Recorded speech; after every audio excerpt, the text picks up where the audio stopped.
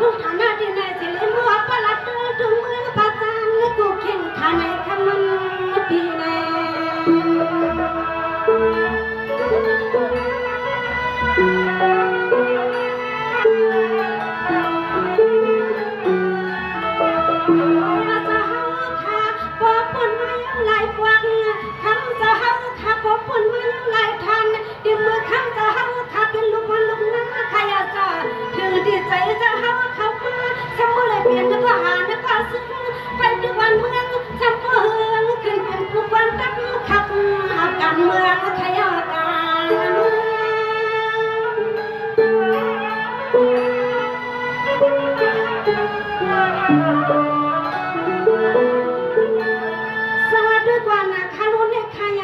พิงจูเลยโยอยากภาษาดอกเลยก็คำสามาเพียงเนี่ยหากการมันมือก็คำสาแกนาเนี่ยที่ขนาดสา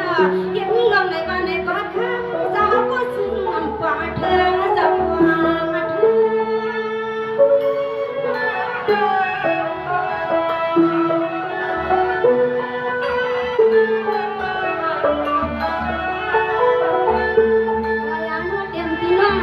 วันคือเมืองเจอจ้าสู่เจ้าขามานั่งกินเขาเชื่อยุ่งเนี่ยมันดุ้งใจขาอยากมาด้วยปีน้องเฮาสั้นนั่งตั้งมาชื่อใจเฮียงเจอฮักสวยเพียงก่อนนางขาจวนมานาเอาเข้าว่ามังกลามาตอนเรือตอนไข่ปีน้องมาเข้าไปปลอกคำสาเขาว่าคุณแน่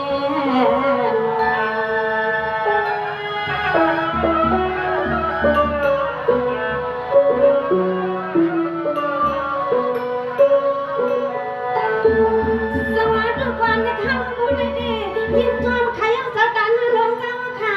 เจ้าเจียมพี่น้องเฮาเขานั่งงัวค่ะเจียมพี่น้องกุ้งงัวเจ้าเจียมพี่น้องลอยงุยกันจูพี่น้องดึงว่าเล่าค่ะเจ้าเพียทองดวงขนาดเจียมันพี่น้องไหลรถไหลก้าจ้าสู่เจ้าเฮาขับเดินปวงคำวันตอนขึ้นในมาวัดไว้แล้วเดินถึงเมืองบ้าภัยห้องจำเจียมดังหลวง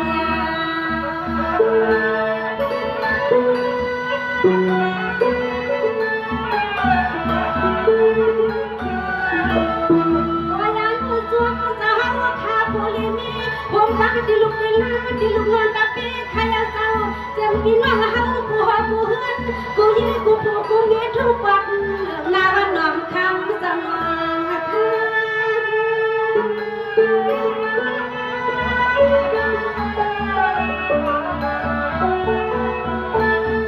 เล็กที่สุดจะว่าจะมาอันลืออันมาพออันหล่อปีน้องคนเล็กแก่แก่ที่คือใครเจ้าตัวทวนขาลูกเจมันปีน้อง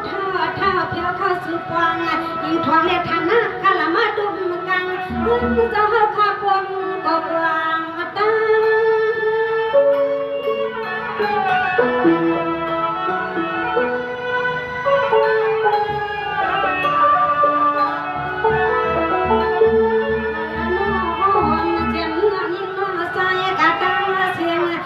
ป้าก็เฮินเปิ้นซื้อจะไปเข้าไป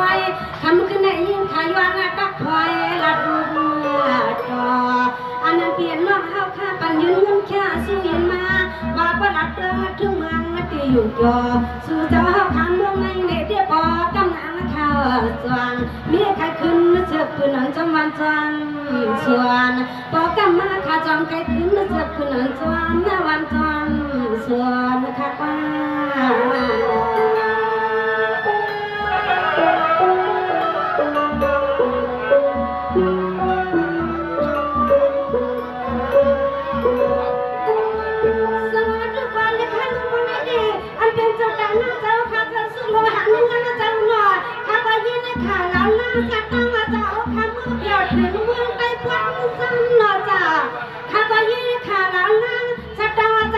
่า ถึงเมื่อได้ปันจังตานยิ่งงานจะเฮาขาเตรียมตัวตาเชอาสิเปเตรียมนักการงานนักการลังเล็กข้ามขาดำมาควันมีก็มาวัดน้องตัว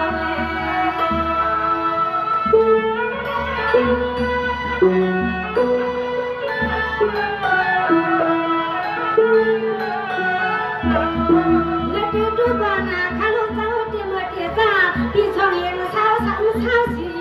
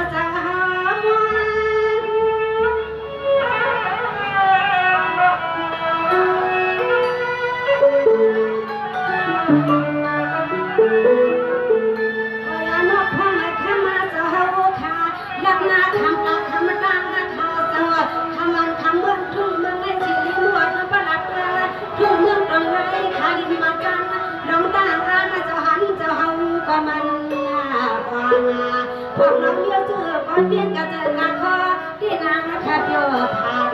มาปาปีปานวงกอนกระตุ้งกองกระตุ้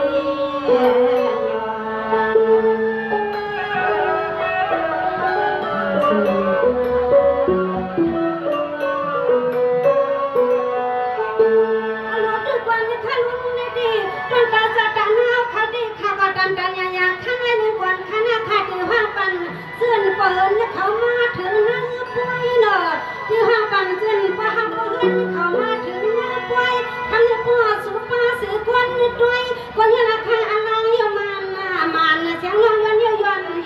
เราออกมาจากเกี่ยวข้าวเมื่อได้วันกว้างกรุงเทพเขาเมืองสุนท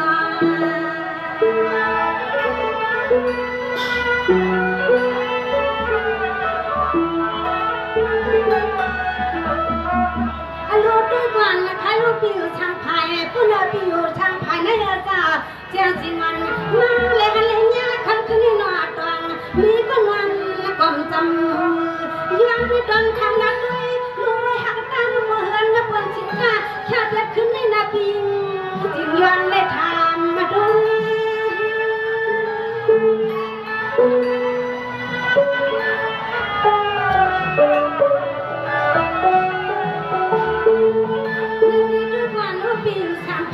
ผู้นำน้อยจงอันเปียวคำมีเสียกว่าป้าพออยู่อาจอเลยนอนส่วนเดียงแถบมาข้างน้องมันเปียกยามเอาทำเที่ยวลงมาทำขึ้นทำมาหมดความสะตาง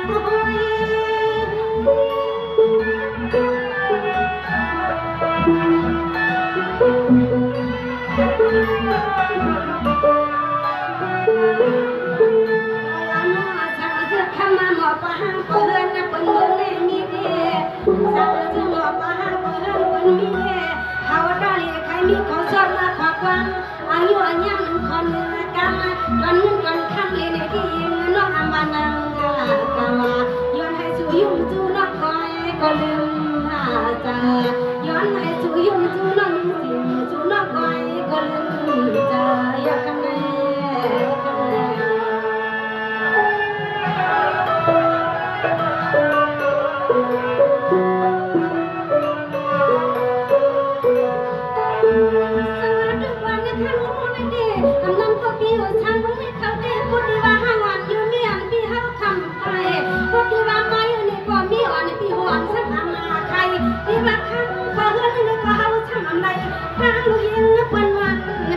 ฉันก็พูดได้คอย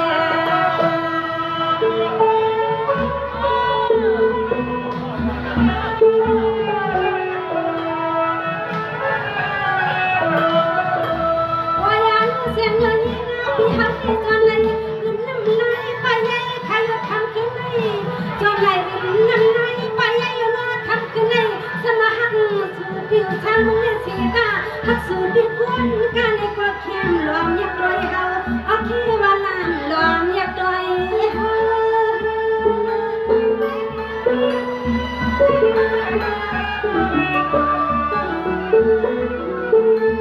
นึกถ้าก็ซื้อผ่านมากาดันดาสวยปีมาป้าก็เห็นข้ามาเสียงแม่กันนึกดันดาสวยปีมาป้าก็เห็นข้ามาเสียงยืนหลักนึกคนกำมือกันเก่ากันนาเก่า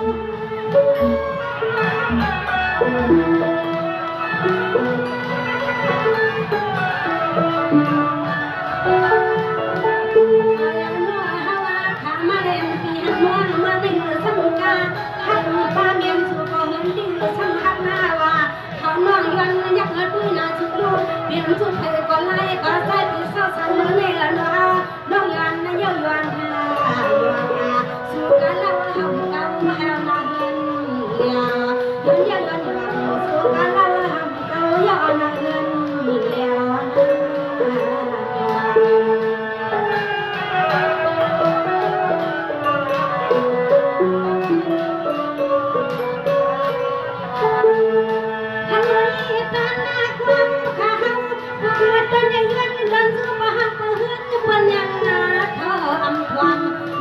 มากินไว้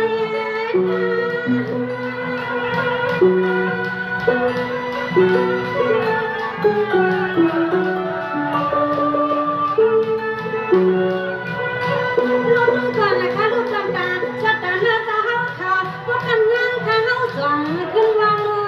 ตัวเนนาขายวันยักมาตัวก็ห้ามเพื่อนนะเพื่อนก็ยังเพื่อนเกี่ยวเสียสิ่งน้องมันขายวันนะฮักมาจูหูสังเพื่อนเพื่อนเมืองนี่ก็นอเพื่อนยังเพื่อนเกี่ยวลูกสุก้าก็ของที่เมืองนี่มีก่อนก่อน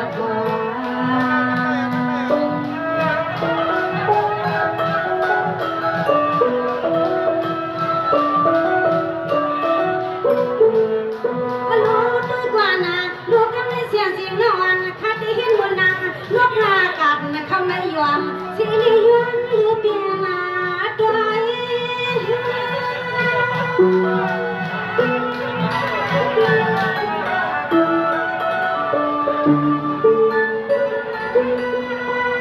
ขันลูกนอนพี่เขาคอที่ยันทำก็ห้ามเพื่อนวันมาปล่อยก็น้อยเขาพี่ก็ลูกเมียเปิดเมืองในจอมาท่ามาสุนาปี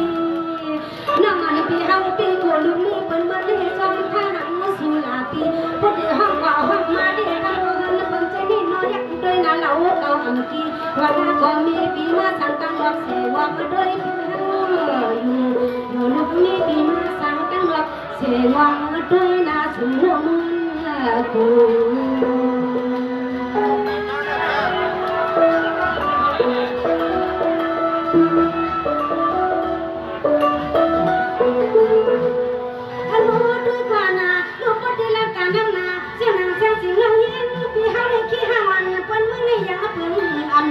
เขาวางจวนกี่ตาบุกตัวเอง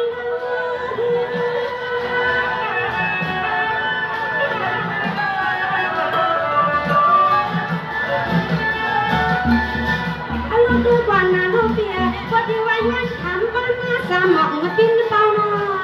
เกี่ยวนาก็มีก็ยังคงมันนวลวันหน้าก็มีก็ยังคงมันนวลตอนตาน้องยังปีเฮาดีน้อยตาที่จะได้เขาอยู่ก่อนก้อนก็ได้ฝันไหลยิ้มข่าวน้องยิ่งปีย้อนความก็ไหลยิ้ม